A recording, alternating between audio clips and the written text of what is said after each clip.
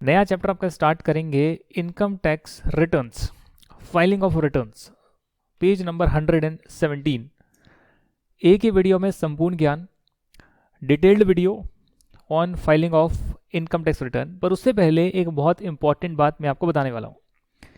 ये तो हमने डिस्कस करा ही था, प्रोविडेंट फंड। इस प्रोविडेंट फंड में लिमिट से ज़्यादा अमाउंट होगी तो टैक्सेबल होगी, ये भी चीज़ आपको पता है। चाहे प्रोविडेंट फंड हो जाए या फिर आपका सुपर एन्युएशन फंड हो जाए, ज़्यादा पैसे डालोगे तो टैक्सेबल होगा, ज़्यादा पैसे डालोगे तो टैक्सेबल होगा। पर यहाँ पर जो ट्विस्ट आया वो है अमेंडमेंट का। और अमेंडमेंट कहता है कि जो क्यूमुलेटिव कंट्रीब्यूशन है, यानी इंडिविजुअल कंट्रीब्यूशन पर टैक्स लगेगा अगर ये लिमिट से ज़्यादा होगा, plus plus plus plus plus plus recognise PF में जो डाला है, अप्रूव सुपर एनुएशन फंड में जो डाला है, और नेशनल पेंशन स्कीम में जो पैसा डाला है, और any other scheme notified under section 80 CCT. National pension scheme या कोई और स्कीम भी गवर्नमेंट नोटिफाई करती रहती है कि इसमें भी डाल दो, एक ही बराबर है, डिडक्शन मिल जाएगी। तो ये जो चीज़ें हो गई, PF, superannuation fund, national pension scheme और any other scheme notified under section 80 CCD, अगर इन तीनों का, चारों का टोटल भी 7.5 लाख रुपए से ज़्यादा एक्सीड हो गया तो सिर्फ ज़्यादा वाला पोर्शन जो होगा वो टैक्सेबल होगा एज अ परक्यूसिट। 7.5 लाख रुपए से ज़्यादा का पोर्शन आपके लिए टैक्सेबल होगा एज परक्यूसिट। और ये पैसा कौन डाल रहा है? एम्प्लॉयर डाल रहा है सर, एम्प्लॉयर डाल रहा है। तो भले ही ऊपर वाली लिमिट में हो, कोई दिक्कत नहीं है, बट अगर क्यूमुलेटिव इससे एक्सीड कर गया तो एक्स्ट्रा पोर्शन जो है आपके लिए टैक्सेबल होगा एज अ परक्यूसिट। सिमिलरली उस अमाउंट पर जो आपके लिए टैक्सेबल है, उस पर जो इंटरेस्ट बनेगा, डिविडेंड या इनकम बनेगी उस पोर्शन पर, वो भी टैक्सेबल होगी एज परक्यूसिट्स, वो भी टैक्सेबल होगी एज परक्यूसिट्स। तो ये ट्विस्ट आया था, बाकी सारी चीज़ें वैसे ही है, बस एक क्यूमुलेटिव चेक लगा दिया। जैसे 80 में 1.5 लाख की लिमिट, 80 सीसीसी में 1.5 लाख, 80 सीसीडी 1 लिमिट लगी हुई है, तीनों का टोटल भी 1.5 लाख होना चाहिए। 80 सीसीई, 80 सीसीई, तीनों का टोटल भी 1.5 लाख होना चाहिए। तो वही है, यहाँ पर भी क्यूमुलेटिव लिमिट लगा दी है, इससे ज़्यादा होगा तो भी आपके लिए जो है वो सैलरी इनकम मानी जाएगी, परक्यूसिट मानी जाएगी। अब बात करेंगे filing of income tax return की। Filing of income tax return की बात करेंगे। वन नोट ओपन करते हैं, डिटेल में डिस्कशन करूंगा, एक वीडियो में संपूर्ण ज्ञान देने की कोशिश करूंगा आपको।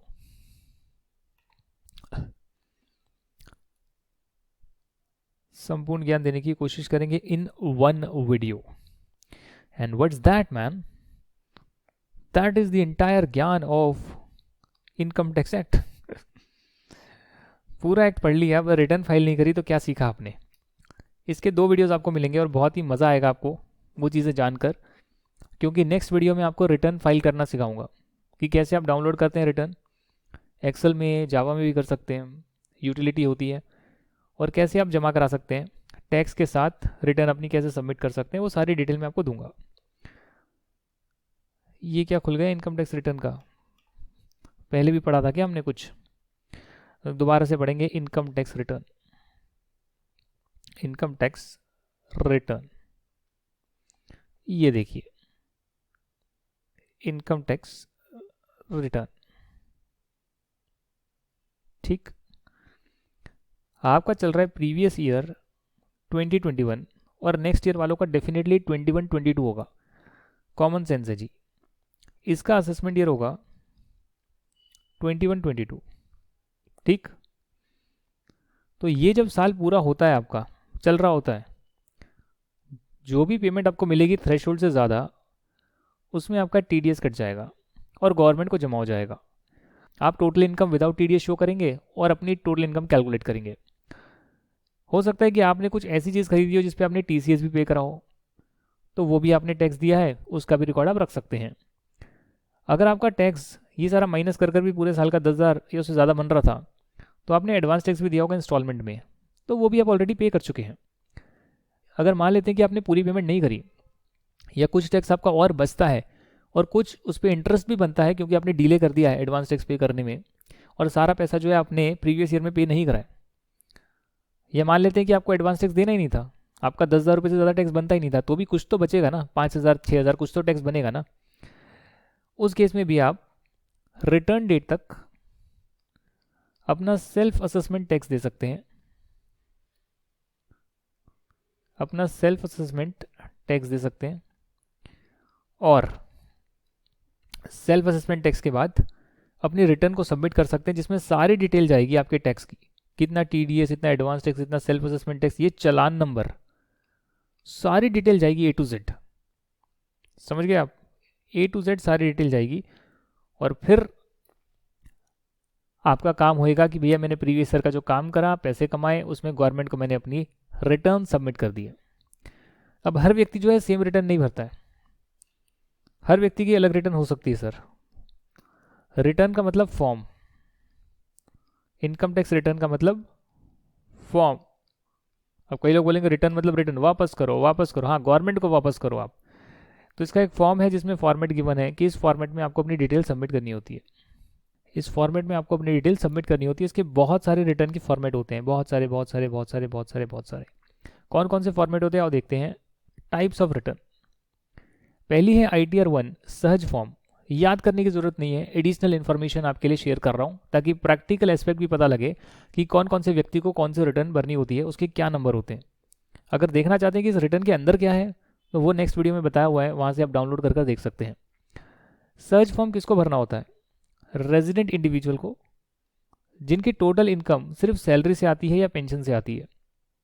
नौकरी कर रहे होंगे तो सैलरी से आएगी, रिटायर हो जाएंगे तो पेंशन आती रहेगी, या फिर एक हाउस प्रॉपर्टी से भी इनकम आ रही है, या फिर अदर सोर्सेज से भी इंटरेस्ट वगैरह की इनकम आती रहती है, डिविडेंड मिल जाता है, other then casual income. Plus उनकी टोटल इनकम 50 लाख से ज़्यादा नहीं है, उनकी एग्रीकल्चर इनकम पर भी जो इनडायरेक्ट मेथड लगता है ना वो भी नहीं लगता है, क्योंकि उनकी एग्रीकल्चर इनकम भी 5,000 से ज़्यादा नहीं है। उनके इंडिया के बाहर कोई एसेट्स भी नहीं है, या इंडिया के बाहर से उनकी कोई इनकम नहीं आती है, फॉरेन सोर्सेज से इनकम ही नहीं आती, फॉरेन इनकम है ही नहीं उनके लिए। उनको इनकम फ्रॉम अदर सोर्सेज में कोई लॉस भी नहीं है, हालांकि मैंने अभी तक देखा नहीं है कि इनकम फ्रॉम अदर सोर्सेज में लॉस कहाँ आता है, होता होगा कहीं पर आ जाता होगा, देख लेंगे। और वो किसी कंपनी में डायरेक्टर भी नहीं है, और a person who has invested in unlisted equity shares, और ऐसे इंसान भी नहीं है जिन्होंने एक प्राइवेट कंपनी में जिसके शेयर्स लिस्टेड नहीं है, या लिमिटेड कंपनी में जिसके शेयर्स लिस्टेड नहीं है उसमें इन्वेस्ट कराओ, ऐसे वो व्यक्ति नहीं है, किसी कंपनी में डायरेक्टर भी नहीं है। तो ये सारी कंडीशन जिस व्यक्ति की लगेगी जो साधारण अपनी नौकरी कर रहा है, पैसा आता है तो बैंक की FD कराता है, उससे इंटरेस्ट लेता है, पैसे जमा कर एक घर ले लेता है, उस घर से उसकी कुछ इनकम आ रही होती है, एक सेल्फ ऑक्यूपाइड आप रख सकते हैं, उसके अतिरिक्त एक लेंगे तो उससे आपकी deem to be let out मानकर इनकम आती है। बट अब तो खैर उन्होंने 2 बोल दिया बेसिकली कि 2 प्रॉपर्टी आप रख सकते हैं, पर यह कहता है कि आपके पास एक ही प्रॉपर्टी उससे ज़्यादा नहीं है। तो वो जो बिल्कुल सिंपल लोग हैं उनके लिए तो ITR 1 बना दिया कि भैया ये फाइल करो, अपना प्रोसेस करो, डिटेल शो करो, नौकरी करो और खुश रहो। दूसरे हैं ITR 2 वाले, हो सकता है कि नौकरी में जो टॉप लेवल पोजीशन पे है जिनकी इनकम 50 लाख रुपए से ज़्यादा की है, या एग्रीकल्चर नॉन एग्रीकल्चर का वो कॉम्बिनेशन कर उनको इनडायरेक्ट मेथड पर टैक्स लगना है, या उनकी इनकम इंडिया के बाहर से आती है, या फिर अनलिस्टेड इक्विटी शेयर्स में उन्होंने ले रखे हैं।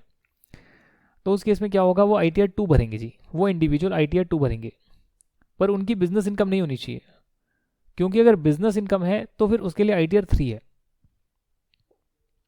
इंडिविजुअल जिनकी बिजनेस इनकम नहीं वो ITR 2 भरेंगे अगर वो 1 में क्लासीफाई नहीं होते हैं। और हिंदू अनडिवाइडेड फैमिली 1 में तो आती नहीं है, इसमें तो सिर्फ रेजिडेंट इंडिविजुअल आते हैं। तो हिंदू अनडिवाइडेड फैमिली जो है वो ITR 2 भरेगी जिनकी PGB इनकम नहीं है, और जिनकी PGB इनकम है चाहे वो इंडिविजुअल हो या हफ हो वो भरेंगे ITR 3, वो भरेंगे ITR 3। अगले वीडियो में दिखा दूंगा ITR कैसी होती है। इसके बाद है ITR 4 सुगम फॉर्म है, ये उन लोगों के लिए है जिनकी बिजनेस इनकम तो है पर उनकी बिजनेस इनकम 50 लाख से ज़्यादा नहीं है, टोटल इनकम ही पूरी बिजनेस के साथ टोटल इनकम 50 लाख से ज़्यादा नहीं है, उनकी जो है सिर्फ प्रेजेंटिव इनकम है, और वो भी कोई डायरेक्टर नहीं है, किसी अनलिस्टेड इक्विटी शेयर में शेयर्स नहीं रखते हैं। तो मतलब प्रेजेंटिव इनकम है बट किसी कंपनी में डायरेक्टर भी है तो ये रिटर्न नहीं भरेंगे, ये वाली भर देंगे, ITR 3 भर देंगे। देखो ये ऑप्शन दिया है, ITR 4 का ऑप्शन दिया है, जिस पे ITR 4 एप्लीकेबल है वो भी चाहे तो ITR 3 भी भर ही सकता है, उसमें कोई नुकसान नहीं है। पर ITR 3 वाला जिस पे लगती है और वो ITR 4 भरेगा वो नहीं चलेगा। मुझ पे ITR कौन सी लगेगी, मैं कंपनी में डायरेक्टर भी हूँ और मैंने प्राइवेट कंपनी में इन्वेस्ट भी करा हुआ है, तो ये तो लगेगी नहीं। जिनकी बिजनेस इनकम नहीं है, मेरी तो बिजनेस इनकम है तो ये भी नहीं लगेगी।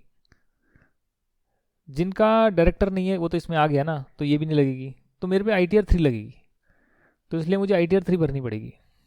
ठीक, बात करते हैं कंपनियों की।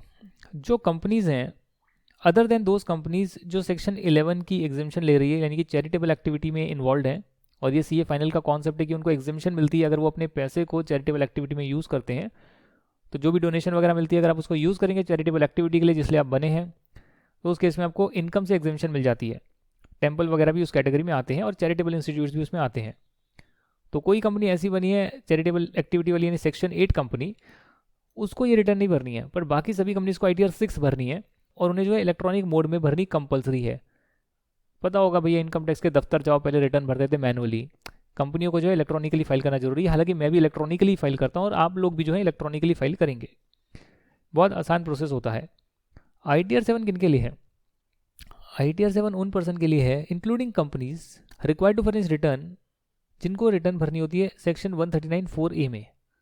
ये किनको भरनी होती है return? Charitable and religious trust को इस सेक्शन में भरनी होती है, सीए फाइनल का कॉन्सेप्ट है। पॉलिटिकल पार्टीज को भरनी होती है रिटर्न सेक्शन 139(4)B में, और बाकी जो बच गया 4C एंड 4D, उसमें एंटिटीज एंड इंस्टीट्यूशंस आते हैं जिनको सेक्शन 10 की एग्जेम्पशन मिलती है, पूरी एग्जेम्पशन, कि भैया एजुकेशनल इंस्टीट्यूट हैं, अप्रूव्ड इंस्टीट्यूट्स हैं, यूनिवर्सिटीज़ हैं, उनको पूरी एग्जेम्पशन मिलती है। उन लोगों को ITR 7 भरनी है। अब दिल्ली यूनिवर्सिटी भरेगी क्या ITR? भरेगी ना, यहाँ भरेगी वो, यूनिवर्सिटीज़ वगैरह जो है वो यहाँ पर भरेगी, कॉलेजेस वगैरह यहाँ भरेंगे अब, राइट। और बाकी बच गई ITR 5। तो इंडिविजुअल हब कंपनी और जो पर्सन ITR 7 भर रहे हैं उनको छोड़ दिया जाए, और फिर भी आप कहीं पे कैटेगराइज नहीं होते हैं बाई चांस, जैसे कि होते हैं ना, इनकम यहाँ से आएगी आई, पर इंक्लूसिव डेफिनेशन है, पर्सन में ये लोग आते हैं बट इंक्लूसिव डेफिनेशन है, तो इनकम में भी ITR में भी इनकम आ रही है, इंक्लूसिव है, ऐड कर लेंगे भैया, कोई रह गया तो उसको यहाँ डाल देंगे। अदर देन इंडिविजुअल हब और कंपनी और पर्सन फाइलिंग ITR 7, इनके अलावा कोई भी होगा उसमें ITR 5 हम जमा करा देंगे, ITR 5 में जो है फॉर्म सबमिट कर देंगे। ये ITR के फॉर्म आपके सिलेबस में नहीं है, मैंने एक्स्ट्रा ही बताए हैं, पता होनी चाहिए कि ये ITR होती है। किसी को गाइड भी कर सकते हैं, कोई आपके पास है भैया मुझे कौन सी रिटर्न भरनी है, आप बता सकते हो सर आपको ये रिटर्न भरनी है, अगर आपके पास ये ज्ञान है तो। सेक्शन 139 सबसेक्शन 1 याद कर लेना, very important. Compulsory filing of income tax return, किनको तो रिटर्न भरनी जरूरी है, ये तो जानना चाहिए ना आपको। हर कंपनी को, हर फर्म को ड्यू डेट से पहले रिटर्न भरनी जरूरी है, चाहे इनकी जीरो इनकम हो, नेगेटिव इनकम हो, प्रॉफिट हो, कुछ भी हो। It is mandatory to file income tax return by every company and firm. बाकी जितने भी लोग हैं, अगर उनकी टोटल इनकम यानी कि बेसिक एग्जेम्पशन लिमिट जो होती है उससे ज़्यादा की टोटल इनकम आ रही है without claiming any deduction under chapter 6 से, that is 80C to 80U और section 54B D ECF capital gain के सेक्शन एग्जेम्पशन के, ये लेना चाहते हो एग्जेम्पशन, रिटर्न में शो करो जी।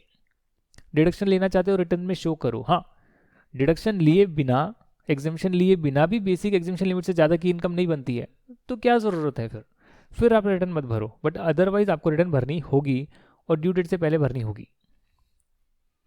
डिडक्शन क्लेम करने के लिए, एग्जेम्पशन लेने के लिए सब आपको जो है ड्यू डेट से पहले रिटर्न भरनी होगी। इसके अलावा किनको कंपलसरी भरनी होती है? Person holding assets outside India. मेरे अगर एसेट्स इंडिया के बाहर हैं, अभी तो है नहीं है, हो सकता है खरीद लूँ, जैसे ही खरीद लूँगा कंपलसरी रिटर्न जाएगी। Having signing authority outside India. Signing authority का मतलब मैं बाहर कहीं डायरेक्टर हूँ, बाहर कहीं पर मेरे पास कुछ ऐसी चीज़ें जहाँ मेरे साइन चलते हैं, ये नहीं कि मैं बाहर का CP हूँ, ऐसा नहीं। साइनिंग अथॉरिटी का मतलब, हाँ हो सकता है अगर मैं बाहर प्रैक्टिस कर रहा हूँ तो साइनिंग अथॉरिटी आ जाएगी मेरे पास, कंपनी का डायरेक्टर हूँ तो साइनिंग अथॉरिटी आ जाएगी कि जहाँ पर मेरे साइन चलते हैं, तो उस केस में भी मैं कैटेगराइज हो जाऊँगा। या beneficiary of any asset located outside India, कि एसेट इंडिया के बाहर है, उसका रिकॉर्ड्स में मालिक कोई और है, बट बेनिफिशियरी का मतलब क्या होता है सुनिएगा। ये एक एसेट है, नीचे हो रहा है क्या, ये एक एसेट है यूएसए में व्यक्ति है और वो यहाँ पर जो है एक एसेट खरीद लेता है, प्रॉपर्टी खरीद लेता है, तो इसका ओनर कौन हो गया रिकॉर्ड्स में?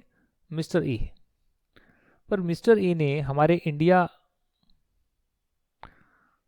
मिस्टर बी के साथ एग्रीमेंट करा कि इस प्रॉपर्टी की जो बेनिफिट्स हैं वो आपको मिलेंगे, या मैं इससे जो भी ड्राइव होगा वो मैं आपको दूंगा, या इससे जो बेचकर भी पैसा आएगा वो आपको मिलेंगे, ऐसा एग्रीमेंट हो चुका है।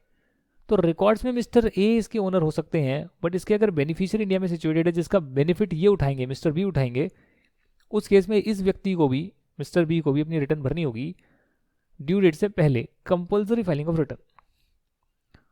आगे चलेंगे, बात करेंगे any person other than company और फर्म जिसको कंपल्सरी रिटर्न नहीं भरनी है सेक्शन 139(1) में, is required to file ITR if such person, condition लगा दी है, जिनको कंपल्सरी रिटर्न नहीं भी भरनी है उन्हें भी भरनी पड़ जाएगी अगर उसने 1 करोड़ से ज़्यादा प्रीवियस ईयर में डिपॉजिट कराया अपने एक या एक से ज़्यादा अकाउंट में किसी भी बैंक के साथ। सारे बैंकों का टोटल लगाकर 1 करोड़ से ज़्यादा का अगर उसने प्रीवियस ईयर में कैश जमा कराया है, डिपॉजिट लिखा हुआ है ना, कैश जमा कराया है, उस केस में उसको भी रिटर्न भरनी पड़ेगी। फॉरेन ट्रैवल पर 2 लाख से ज़्यादा का एक्सपेंडिचर कराया है तो भी उसको रिटर्न भरनी होगी। इनकर्ड करा expenditure on an amount 1 lakh रुपये से ज़्यादा, इलेक्ट्रिसिटी का खर्चा आ रहा है, इतना AC चला रहे हो आप, साल का 1 लाख रुपये बड़ी आराम से हो जाता है जी, बड़ी आराम से होता है। अरे मिडिल क्लास फैमिली का 10,000 रुपये का आता है गर्मी में बिल, 10-15 हज़ार रुपये का बिजली का बिल आता है, AC चलाते हैं पूरे दिन, उनका साल का 1 लाख रुपये ज़्यादा एक साल में एक्सीड होना ही होना है, उन्हें भी भरनी पड़ेगी जी। जिसके नाम पर होगा डेफिनेटली बिल, जिसके नाम पर होगा उस व्यक्ति को भरनी पड़ेगी। इतना पैसा कर रहे हो तुम, 1-1.5 लाख रुपये तुम बिजली में उड़ा रहे हो, मतलब पैसा तुम कमाते हो और तुम कह रहे हो बेसिक एग्जेम्पशन लिमिट से ज़्यादा की इनकम नहीं है, भरनी पड़ेगी जी, भरनी पड़ेगी। Due date of ITR, company को 31 October of the assessment year तक अपनी रिटर्न भरनी होती है, क्योंकि उनको ऑडिट कराना होता है 30 सितंबर ऑफ द असेसमेंट ईयर तक। That is 1 month prior to the ITR date. ITR date से 1 महीना पहले वो ऑडिट करा लेते हैं और फिर उनको 1 महीने का टाइम दिया गया कि अपनी रिटर्न आप भर सकते हैं। 31 October of the assessment year से जो है पहले आपको जो है रिटर्न भरनी होती है, क्योंकि 30 सितंबर तक आपको ऑडिट का टाइम दिया हुआ है। 30 सितंबर के बाद 1 महीना एक्स्ट्रा दिया हुआ है कि भैया ऑडिट हो गया तो अब रिटर्न भर दो आप। जो कंपनी नहीं है, other than company required to get their accounts audited under income tax act. Company को तो करना ही करना है, वैसे उसको ऑडिट करवाना ही होता है, स्टैट्यूटरी ऑडिट भी होता है कंपनियों का तो, बट फिर भी कंपनियों में करवाना ऑडिट नहीं कराना हो, कंपनियों को तो 31 अक्टूबर ही भरना है। कंपनियों के अलावा भी अगर आपको ऑडिट कराना है इनकम टैक्स के अंदर, उस केस में भी 31 अक्टूबर ही आपकी डेट है, और बाकी जितने केसेस बच गए उसमें 31 जुलाई 31 July of the assessment year आपकी डेट है। इस डेट से पहले रिटर्न भरनी होती है। जुलाई मंथ में भर दोगे बेस्ट रहेगा, जून जुलाई में भर दोगे बेस्ट रहेगा। कुछ लोगों को ना ट्रांसफर प्राइसिंग के प्रोविजंस लगते हैं कुछ लोगों पर। TP क्या होती है? अगर आपका कोई रिलेटेड पर्सन है तो रिलेटेड पर्सन से आप जो ट्रांजेक्शन्स करते हैं, तो भैया 1 करोड़ की ट्रांजेक्शन आप 10 लाख में कर सकते हैं, 10 लाख की 1 करोड़ में कर सकते हैं, प्रॉफिट यहाँ का वहाँ और वहाँ का यहाँ पर घुमा सकते हैं। अगर आपके रिलेटेड पर्सन है तो उनके साथ अगर ट्रांजेक्शन करी जाती है तो आपका एक्ट कहता है CA फाइनल में कि वो आर्म्स लेंथ प्राइस पर होनी चाहिए। आर्म्स लेंथ प्राइस का मतलब है कि जो 2 व्यक्ति अनरिलेटेड हैं और सोच विचार कर एक कॉन्ट्रैक्ट में एंटर कर रहे हैं, उस प्राइस पर होनी चाहिए। अगर ऐसा नहीं है या कुछ भी दिक्कत है, आपके रिलेटेड पर्सन के साथ ट्रांजेक्शन ज़्यादा है, तो उसमें आप एक ट्रांसफ़र प्राइसिंग ऑडिट करवा लीजिए। ट्रांसफ़र प्राइसिंग की TP रिपोर्ट लगती है, उसका भी एक अच्छा काम है, आप कर सकते हो। CA बनने के बाद कंपेरेबल बनाने होते हैं, चेक करना होता है कि सेम इंडस्ट्री में किस प्राइस पर डीलिंग हो रही है और आपने किस पर करी है, तो उसकी रिपोर्ट भी CA की लगती है। बिग फोर में इसका बहुत सारा काम है। उसके लिए सेक्शन 92E के प्रोविजंस बने हुए हैं। अंडर सेक्शन 92E ये रिपोर्ट जाती है, TP रिपोर्ट, और जहाँ पर ट्रांसफर प्राइसिंग लग रहा है वहाँ पर आपकी रिटर्न की डेट है 30 November of the assessment year, और टाइम दे दिया गया है। जो पार्टनर हैं of a firm whose accounts are required to be audited, जिस फर्म के अकाउंट्स ऑडिट होने हैं उस केस में पार्टनर को भी जो है 31 October of the assessment year तक जो है रिटर्न भरने का टाइम दिया गया है।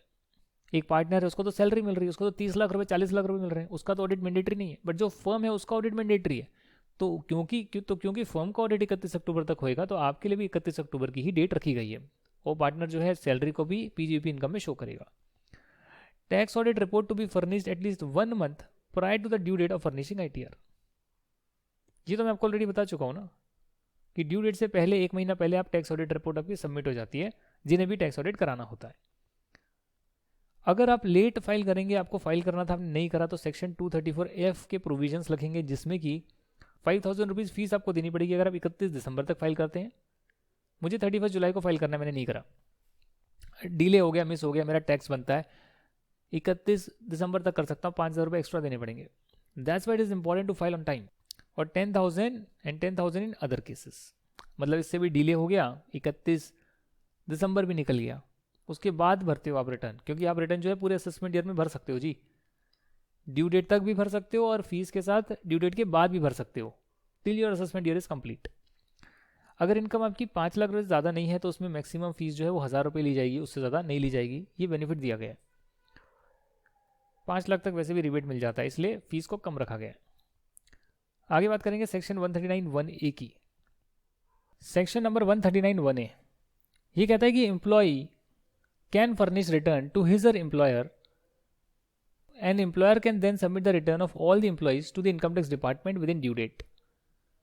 एक कंपनी में बहुत सारे जो हैं एम्प्लॉयज़ काम करते हैं, बहुत सारे। तो गवर्नमेंट ने एक फैसिलिटी दी है, कंपलसरी नहीं है, ऑप्शन दिया गया है कि भाई देखो इन एम्प्लॉयज़ को जो है रिटर्न भरनी नहीं आती है, आप इनसे डिटेल ले लो जो भी है, और सबकी रिटर्न जो है हमें ड्यू डेट से पहले आप सबमिट कर दो। तो आप करना चाहें, आपका एम्प्लॉयर आपको फैसिलिटी दे, ये वैसे ऑप्शन दिया हुआ है, option is given, it is not compulsory, तो आप ऐसा भी कर सकते हैं, अपनी सारी डिटेल जो है एम्प्लॉयर को दे सकते हैं, अपने एम्प्लॉयर को दे दीजिए, वो आगे सबमिट कर देगा। सेक्शन 139(3) लॉस को कैरी फॉरवर्ड करने के लिए, जो आपने सेट ऑफ कैरी फॉरवर्ड में पढ़ा होगा, लॉस को कैरी फॉरवर्ड करने के लिए ITR फाइल करनी जरूरी है और ड्यू डेट से पहले फाइल करनी जरूरी है एज पर सेक्शन 80। हालांकि आपकी जो हाउस प्रॉपर्टी का लॉस या अनअब्जॉर्ब डेप्रिसिएशन है उसे आप कैरी फॉरवर्ड कर सकते हैं even if ITR is filed after the due date, even if ITR is filed after the due date, ठीक है।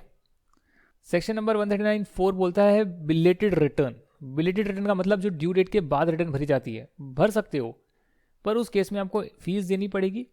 और 234(a) का इंटरेस्ट जो हमने एडवांस टैक्स वाले में पढ़ा था कि आपका टैक्स बनता था, आपने नहीं दिया तो रिटर्न की डेट आ गई, रिटर्न भी टाइम पर नहीं भरी तो आप पे इंटरेस्ट लगना शुरू हो जाएगा, जितना पोर्शन का टैक्स है उसके ऊपर वो भी आपको इंटरेस्ट देना पड़ेगा, प्लस लॉसेस को भी कैरी फॉरवर्ड नहीं कर पाओगे। हाउस प्रॉपर्टी अनअब्जॉर्ब डेप्रिसिएशन को छोड़कर बाकी सारे लॉसेस को आगे कैरी फॉरवर्ड नहीं कर पाओगे, ये दिक्कत होगी, इसलिए टाइम पर रिटर्न भरनी जरूरी है।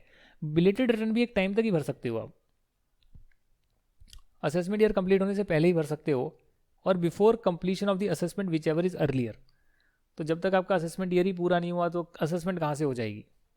तो जनरली वैसे तो 31 March of the assessment year तक आप बिलेटेड रिटर्न भर सकते हो, और असेसमेंट जनरली आपकी उसके बाद ही होती है। बाकी फिर भी देखा है किसी ने आपकी पहली असेसमेंट कर दी, असेसिंग ऑफिसर को लगा कि भैया तो भागेगा, कुछ ना कुछ घपला है, झोला है, उसने पहली आपकी असेसमेंट कर दी, डिमांड निकाल दी, पकड़ लिया, तो फिर खैर ठीक है, उसके बाद तो क्या ही भरेंगे, डिमांड आ गई तो तब आपको भरना ही पड़ेगा, रिटर्न सबमिट करनी पड़ेगी, उसलिए फाइनल का कॉन्सेप्ट है।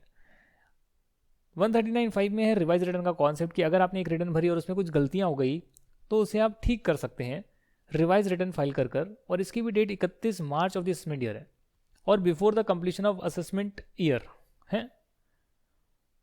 Before the completion of assessment whichever is earlier, assessment year नहीं, असेसमेंट ईयर तो आपका 31 March of the assessment year आई गया ना। 2021 के लिए आप रिवाइज भी कब कर सकते हैं, रिटर्न भरी, डिलेड भरी रिटर्न, कोई दिक्कत नहीं है, जब भी रिटर्न भरी गलती होगी तो आप रिवाइज कर देंगे। तो इसलिए बेटर क्या है कि आप ड्यू डेट से पहले भर दीजिए, अगर गलती होगी तो आप रिवाइज तो कर ही सकते हैं, बट एटलीस्ट आप बेनिफिट्स तो ले पाएंगे, सारा जो बेनिफिट वगैरह लेना है सेटअप वगैरह का वो तो ले पाएंगे। तो इसलिए ड्यू डेट से पहले भर दीजिए, उसके बाद चेंज करना है तो रिवाइज भर दीजिएगा, और वो ओरिजिनल रिटर्न को रिप्लेस कर देगी ऐसा माना जाएगा।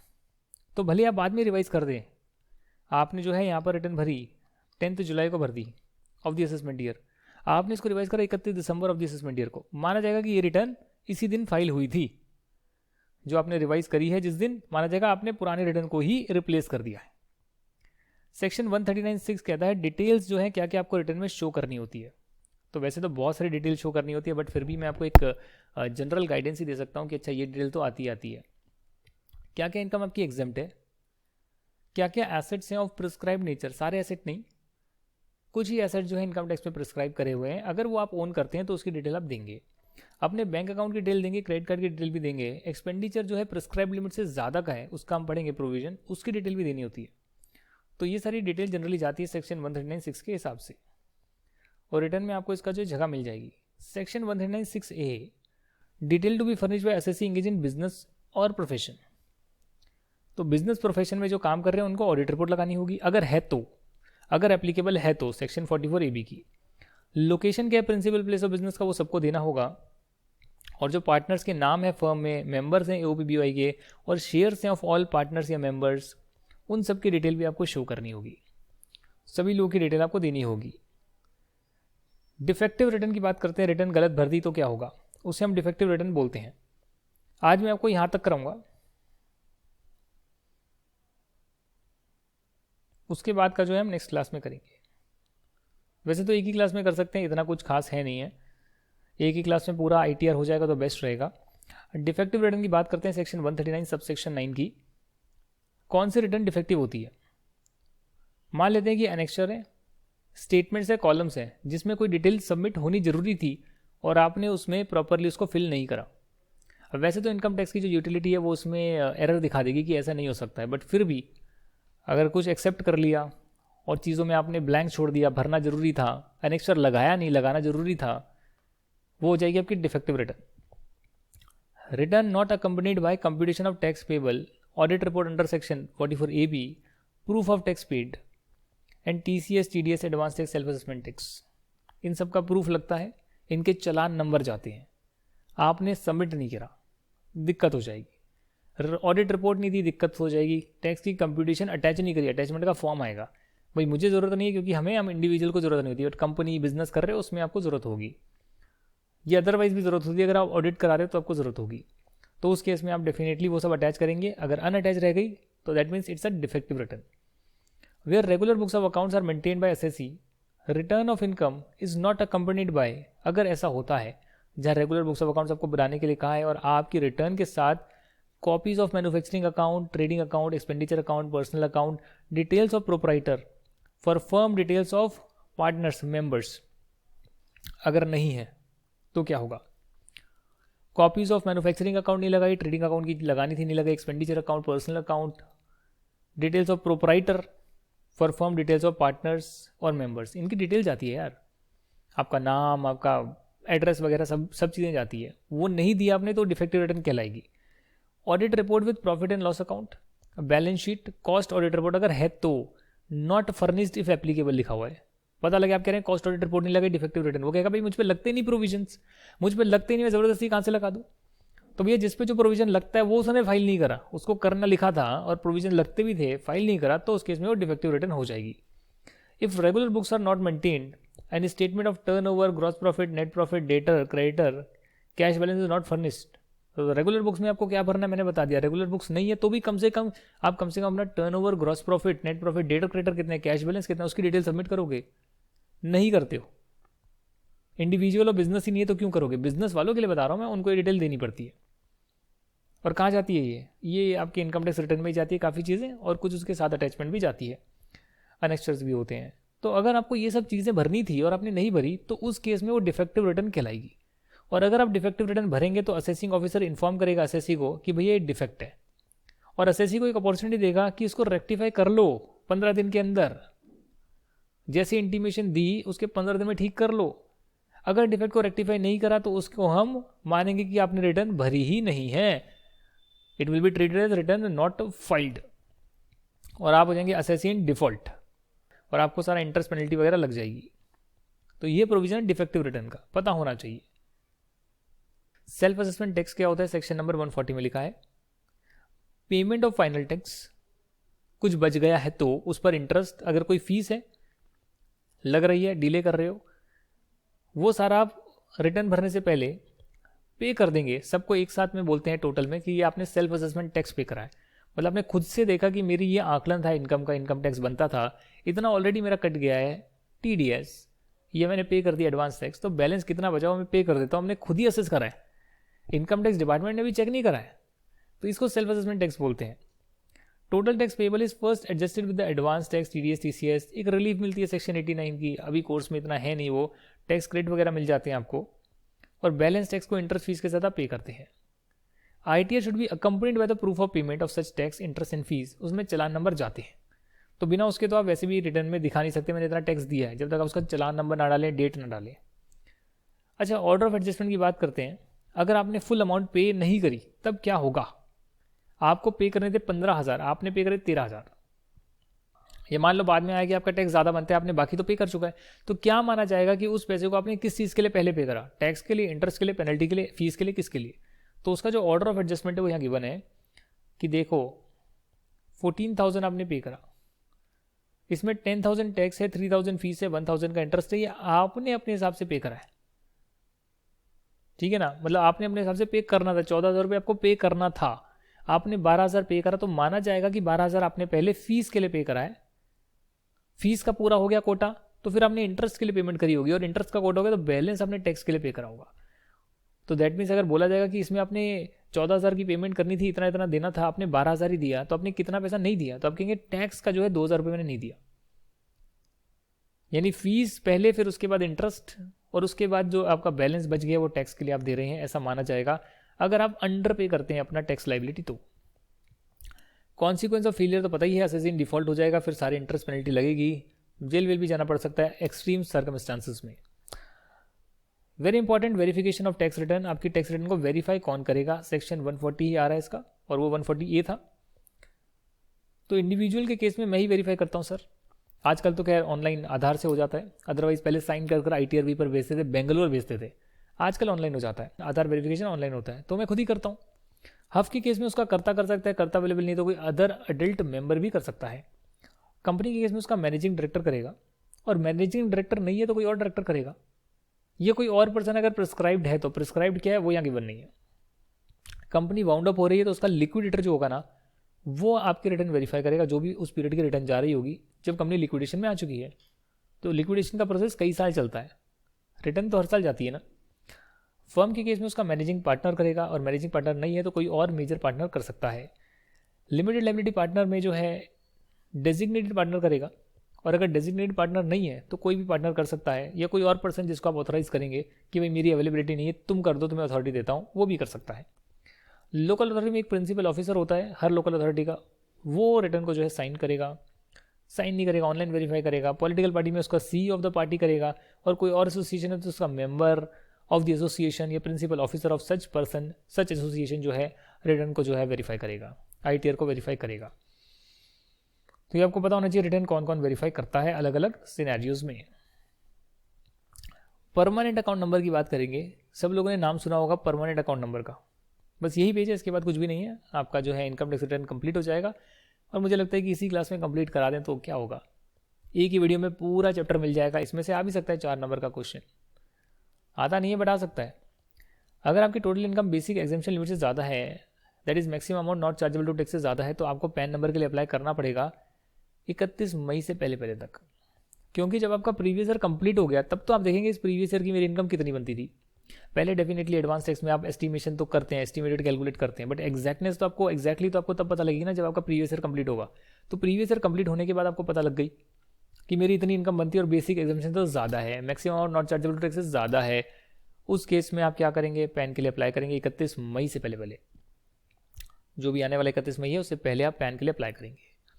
जो बिजनेस या प्रोफेशन है उसकी टोटल सेल्स या ग्रॉस रिसिप्ट जो है 5 लाख से ज़्यादा है इन प्रीवियस ईयर, उसे भी जो है उस बिजनेस या प्रोफेशन को, चाहे वो देखो बिजनेस प्रोफेशन का मतलब ये नहीं कंपनी होगी, फर्म भी तो बिजनेस प्रोफेशन कर सकती है, इंडिविजुअल भी तो कर सकता है, उसका टर्नओवर 5 लाख से ज़्यादा है तो पैन नंबर के लिए अप्लाई करना पड़ेगा 31 मार्च से पहले। तो बाकियों के लिए 31 मई था, इनके लिए 31 मार्च है। चैरिटेबल ट्रस्ट, चैरिटेबल ट्रस्ट को तो करना ही पड़ेगा चाहे उनकी इनकम कुछ भी हो। पर्सन जो रेजिडेंट है पर इंडिविजुअल नहीं है, ट्रांजैक्शन 2.5 लाख से ऊपर करता है, पैन नंबर लेना पड़ेगा।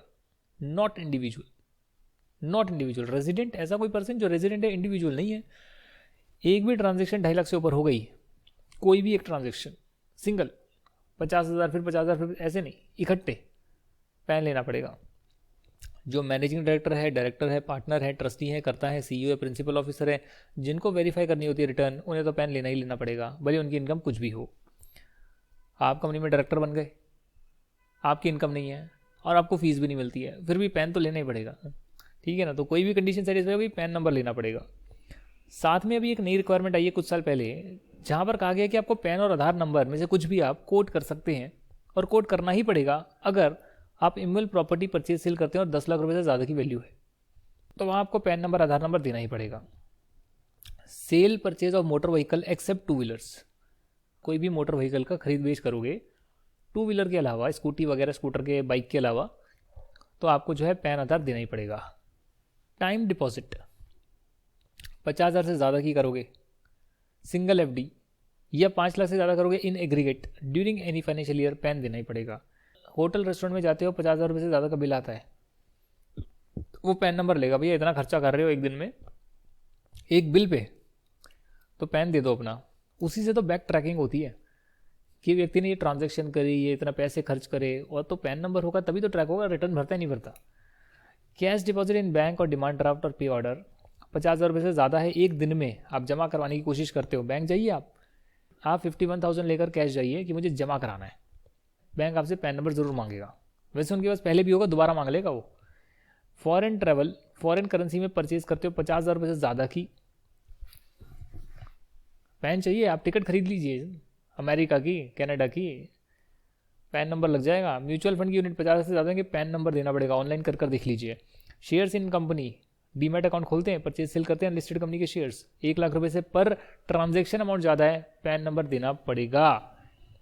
मतलब डीमैट अकाउंट पे तो देना ही पड़ेगा, और अनलिस्टेड शेयर के भी करेंगे जिसमें डीमैट में नहीं होता, तो भी 1 लाख रुपए से ज़्यादा की ट्रांजैक्शन है तो भी देना पड़ेगा। डिवेंचर, बॉन्ड्स, LIC प्रीमियम देते हैं, कार्ड 50,000 रुपये से ज़्यादा का, तो भी पैन नंबर देना पड़ेगा। तो इन ट्रांजेक्शन पर इसलिए पैन आधार मांगा है, पैन आधार दोनों ही लिखा हुआ है, स्लैश लिखा है, एक दे दोगे चलेगा, क्योंकि अब रिटर्न में आधार नंबर भी आपको शो करना ही होता है, लिंक करना होता है पैन आधार को, तो फिर वो आप कुछ भी दे दो काम चल जाएगा, फर्क नहीं पड़ेगा। Every person who doesn't have a PAN number can also quote Aadhaar number and would be allotted a PAN number in the manner prescribed. Aadhaar number से आपका पैन नंबर बनकर आ जाएगा ऑटोमेटिकली। माइनर है तो उसका खुद का पैन नहीं होगा तो अपने पेरेंट्स या गार्डियन का पैन नंबर कोड कर सकता है। अब नया आया है coding of Aadhaar number, section number 139AA, recently आया है, 1 आध साल 2 साल हो गए होंगे इसको। पैन की एप्लीकेशन में और ITR में आपको लिंक करवाना है, आधार नंबर पैन नंबर का डालना मैंडेटरी है, to be done till 31 March of 2021। It is mandatory, it is mandatory, Aadhaar PAN डालना जरूरी है। अभी 31 मार्च 21 तो आने ही वाली है, फिर डेट बढ़ा देंगे, मैं तो डाल चुका हूँ। With effect from 1 April 2019 it is mandatory code. 1 अप्रैल 19 से इसे मैंडेटरी किया गया था कि आप जो है आधार नंबर को लिंक कर देंगे रिटर्न फाइल करने के टाइम, चाहे मैनुअली करें इलेक्ट्रॉनिकली करें, अनलेस स्पेसिफिकली एग्जम्प्टेड। तो मैंने कर दी भाई, मैंने अपनी रिटर्न में कर दी, हर साल करता हूँ, हर साल मांगता है आधार नंबर, डाल देता हूँ। मैंने कहा लो यार हर साल ले लो आप। नो आधार नंबर, आधार नंबर नहीं है, नहीं है साहब, नहीं बनाया, तो भैया अप्लाई करो, और अप्लाई कर जो है अपनी एनरोलमेंट ID ही कोड कर दो। अपना आधार नंबर नहीं दोगे, एनरोलमेंट ID भी नहीं दोगे, तो पैन आपका इनवैलिड अपने आप हो जाएगा। इसलिए लिंकिंग जरूरी है, आधार पैन की लिंकिंग जरूरी है, वरना पैन इनवैलिड हो जाएगा। आखिरी कॉन्सेप्ट है 139B का, इनकम टैक्स रिटर्न प्रिपेयर। ये कौन होते हैं? आप खुद से नहीं भर सकते रिटर्न, तो उसके लिए इनकम टैक्स डिपार्टमेंट का एक छोटा पेपर होता है, क्लियर करके उसके इनकम टैक्स रिटर्न प्रिपेयर बन सकते हो, और लोगों के रिटर्न आप भर सकते हो। आंटी जी आएगी कि बेटा मेरे रिटर्न भर दो, मुझे पढ़ना लिखना नहीं आता है, तो वो व्यक्ति जो उनके देख कर रिटर्न भरेगा ना, वो इनकम टैक्स रिटर्न प्रिपेयर होगा। CA भी भरते हैं रिटर्न, हाँ जी, बट CA आप ही की लॉगिन ID से भरते हैं, वो सिर्फ आपको कंसल्टेंसी देते हैं और आप ही के लॉगिन क्रेडेंशियल से भर देते हैं, अपने लॉगिन क्रेडेंशियल से नहीं भरते। इनकम टैक्स रिटर्न प्रिपेयर जो है आपकी बिहाफ पर रिटर्न भरेंगे और अपने इनिशियल भी लगाएंगे। ये असिस्ट करते हैं SSC को अपनी रिटर्न फाइल करने के लिए, और ये फर्निश करते हैं, अपना साइन भी देते हैं कि मैंने इनकी भरी है रिटर्न। CA है, लीगल प्रैक्टिशनर है, ऑफिसर है शेड्यूल्ड बैंक के, शेड्यूल्ड बैंक आपको पता होगा जिन पे RBI का साया है, RBI के अंडर रजिस्टर्ड है। एम्प्लॉई है of person whose accounts are not required to be audited under section 44AB, वो इनकम टैक्स रिटर्न प्रिपेयर नहीं हो सकते, ये लोग इनकम टैक्स रिटर्न प्रिपेयर नहीं हो सकते। CA है, इनकम टैक्स रिटर्न प्रिपेयर नहीं हो सकता है, लीगल प्रैक्टिशनर भी नहीं हो सकता, शेड्यूल्ड बैंक का ऑफिसर भी नहीं हो सकता, या एम्प्लॉई ऐसे इंसान का जिसको अकाउंट्स ऑडिट कराने जरूरी नहीं है, उसका व्यक्ति भी, उसका एम्प्लॉय भी इनकम टैक्स रिटर्न प्रिपेयर नहीं बन सकता है। जो इंडिविजुअल हफ है, whose accounts are required to be audited under section 44AB or under any other law cannot furnish their return through tax return preparer। मतलब जो इंडिविजुअल हफ जिनको ऑडिट कराना जरूरी है, उनको अपनी रिटर्न खुद ही भरनी है, उनको टैक्स रिटर्न प्रिपेयर से नहीं करवाना है, भले वो इनकम टैक्स में ऑडिट कराना हो या किसी और एक्ट में स्टैट्यूटरी ऑडिट कराना हो, कुछ भी कराना हो उन्हें। स्टैट ऑडिट तो वैसे कंपनी का होता है, बट कोई भी ऑडिट कराना हो उन्हें किसी भी एक्ट में, तो वो इनकम टैक्स रिटर्न प्रिपेयर के थ्रू जो है रिटर्न नहीं भर सकते। तो यही जो है आपका पूरा इनकम टैक्स रिटर्न का चैप्टर हो गया है। Thank you very much for watching this, will see you in the next class, then tata bye bye.